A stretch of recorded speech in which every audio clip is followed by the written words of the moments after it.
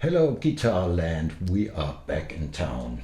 And yesterday I've been talking about this Höfner very thin guitar, German brand model from back from the 60s, where I have an actual model. And today we are guests at Adax Dörsam's studio in the Odenwald. The Odenwald, very beautiful site to be. And here in Adax studio, and Adax has a Hopf Saturn 63 guitar, and this guitar is a very special guitar to him with beautiful sounds, which I really appreciate to have when I sit on stage with him with lead belly calls, and he will talk about the story of the guitar with us now. Okay. Yes, now here is the Saturn 1963. And it means that this guitar was built in this time. And I got this guitar as a pupil on school at 1968. And this was a very hard time for me, much new music. And we were very experimental, psychedelic, long-haired, patchouli and these things, and we the tried. hippie times which I missed. I was just born a little bit too late. So Yeah. you had all the luck. I had the luck, yes. And in this time there were no tutorials, no internet, and we heard these sounds from these bands from this time.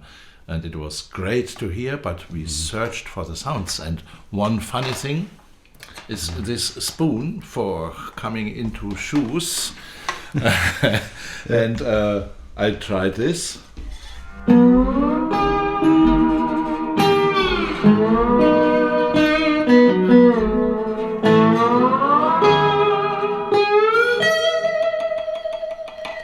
Yeah, and this was a very good Pink Floyd sound.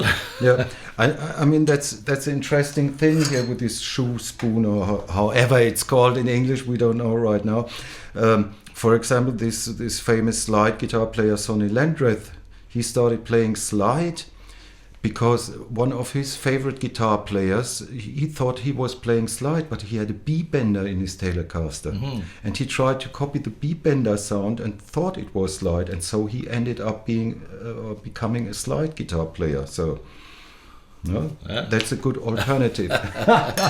And we tried a lot of things to have experimental sounds, and to this guitar, it's also very funny that this cable here is not a normal cable. It has these 3 dots here. It's like a MIDI cable, but with 3 points on it. So, which probably is a German invention. The American guitars don't have these cables, as far as I know. It sounds good. Right. Maybe this is the reason. Maybe these cables sound better than the usual ones. Yeah, and you have always, if you change guitar, also to change the cable. No? And here are some positions here. This is my normal position, is this.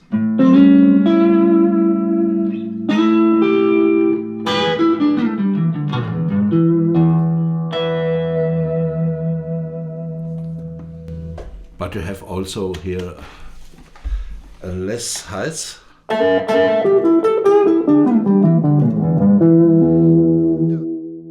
This already sounds like the Eric Clapton woman tone, no? Yes. In a German Hopf guitar, no? From the early 60s. And it's very easy to reach here, and you can also play very jazzy things. No?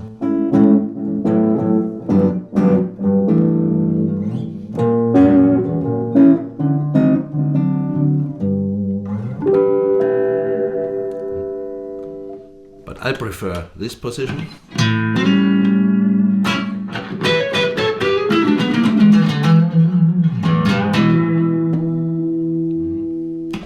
And also this vibrato Hebel, we call it in Germany, vibrato Hebel. It's a big vibrato Hebel. Yeah. You shouldn't use it too rough because it's not meant for heavy metal. No, it's not. No? it's more for the surf sound and for the vibe.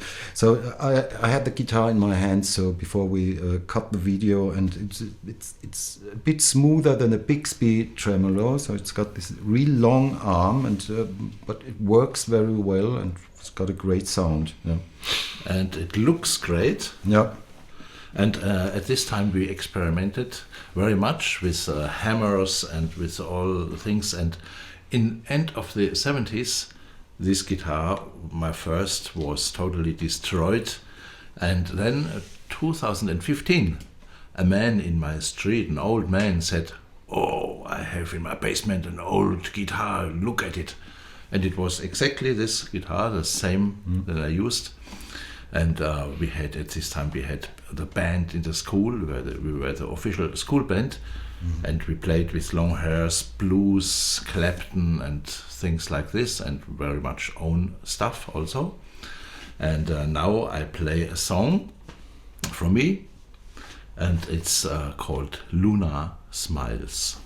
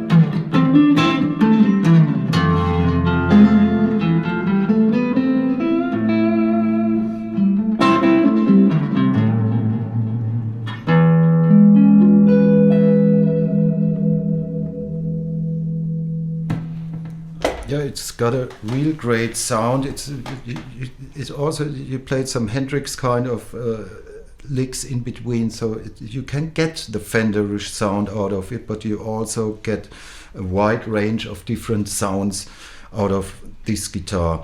And I mean, for our international viewers, at that time you didn't get Fender or Gibson in Europe, and the few people that had some, you could not afford these guitars. They were way too expensive. And so at that time, so German beat bands from the 60s as well as British beat bands played German guitars like Hofner and Hopf. Was very popular until then, like in the mid till end 60s, Fender and Gibson came on the market over here.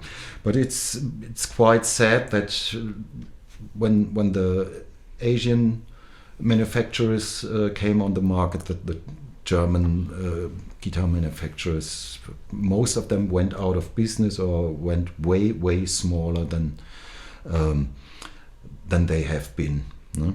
But you know, so what Adax didn't talk about at the so far, the applications here on the guitar, it's chrome like the 60s, 50s cars, even here on the F-holes that look way different and are no F-holes, so we have chrome on it.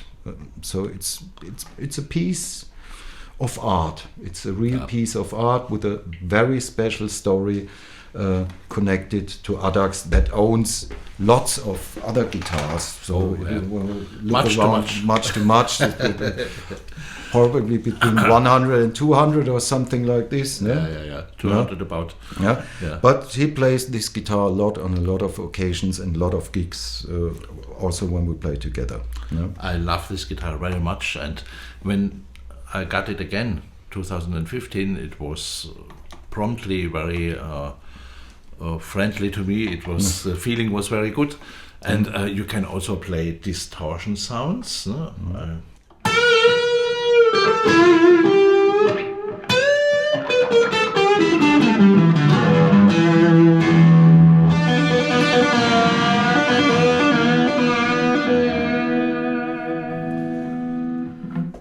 I like it. So now you learned a lot about the German Hopf Saturn 63 and maybe about Adax Dörsam. And he's on YouTube too, and you find him on Spotify too. And he's got a very distinctive own view on music and does some very special things. Check him out and get back with us so when we're back in town again.